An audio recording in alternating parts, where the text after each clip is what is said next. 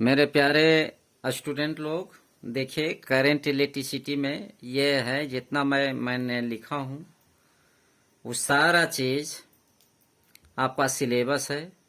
पहला लिखा हुआ explain and concept of electric current, equivalent resistance and electric resistance लिखा हुआ है, ओम्स लॉ है, फिर कॉम्बिनेशन ऑफ रजिस्टर्स।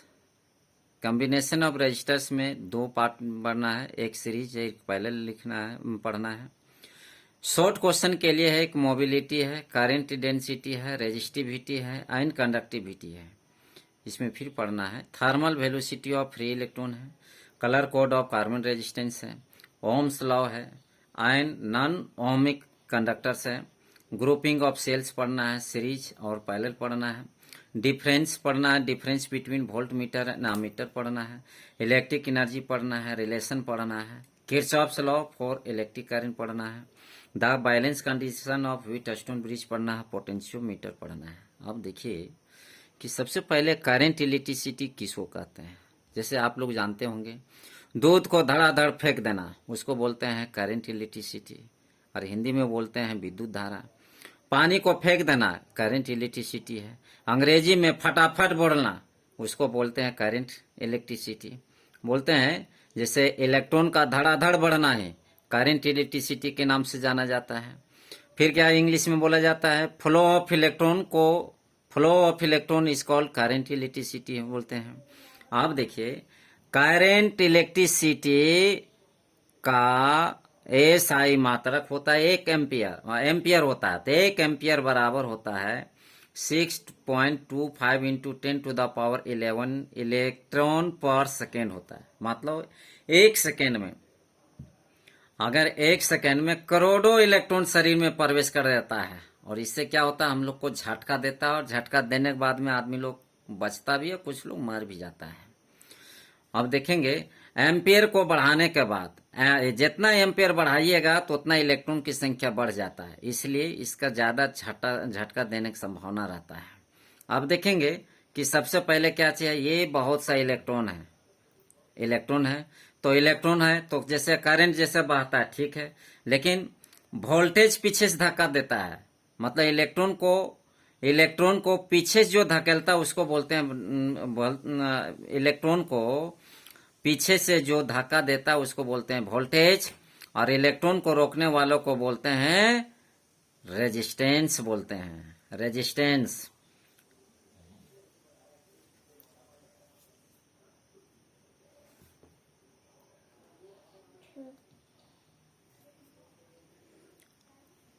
अब देखना है, मैंने पीछे बताया था कि करंट को धड़ाधड़ बढ़ना, मतलब इलेक्ट्रॉन का धड़ाधड़ बढ़ना, इसको बोलते हैं करंट इलेक्ट्रिसिटी।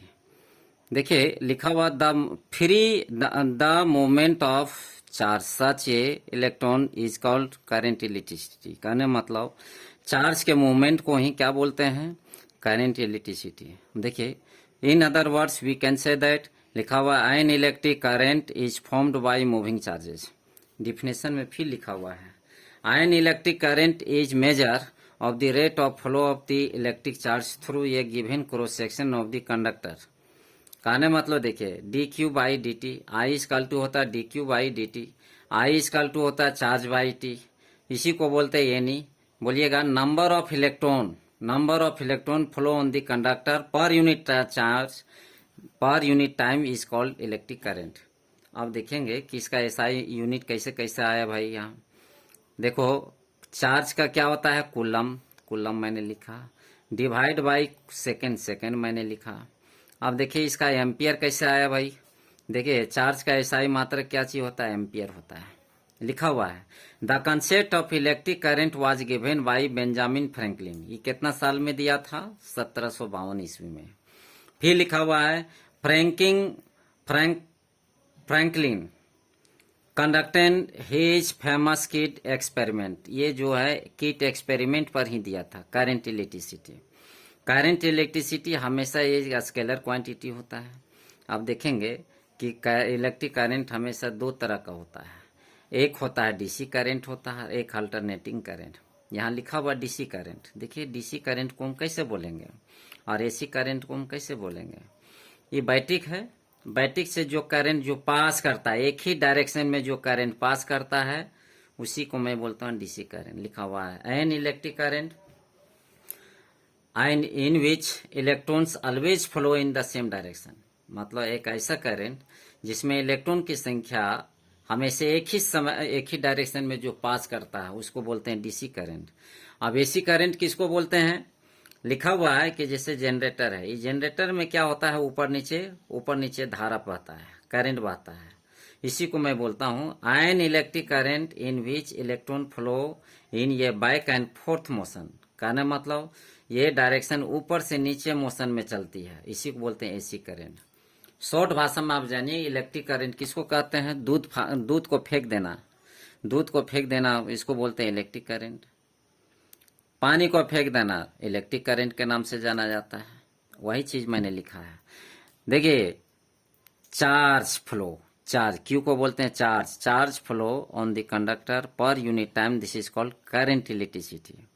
करंट इलेक्ट्रिसिटी का एसआई यूनिट हमेशा होता है कूलम पर सेकेंड, चाहे एम्पियर होता है। इसका कंसेप्ट कौन दिया था? Benjamin Franklin. ये ऑब्जेक्टिव के लिए बहुत इंपॉर्टेंट है। ये दो तरह का होता है, एक होता है एसी करंट और एक होता है डीसी करंट। एसी का फुल फॉर्म होता है अल्टरनेटिंग करंट और डायरेक्ट डीसी करंट का फुल फॉर्म होता है डायरेक्ट करंट। इसमें मैंने बताया था डायरेक्ट करंट किस में पास होता है? बैटिक से जो पास करता है बल्ब जलाया जाता है, ये हो गया डायरेक्ट करंट। एसी में क्या होता है कि जनरेटर जो चलता है शादी विवाह में, अब देखेंगे को हमेशा आगे पीछे इसका करंट का बहाव होते रहता है। वैसे स्थिति में बैक एंड फोर्थ पास, देखिए बैक एंड फोर्थ मोशन मतलब ऊपर नीचे ये करंट के बहाव को ही बोलते हैं AC current. Thanks. Next video बस कल मैं दूसरा वीडियो में डालूंगा, तब तक इसको रिवीजन कीजिए। इलेक्ट्रिक करंट का दूसरा पार्ट डालेंगे।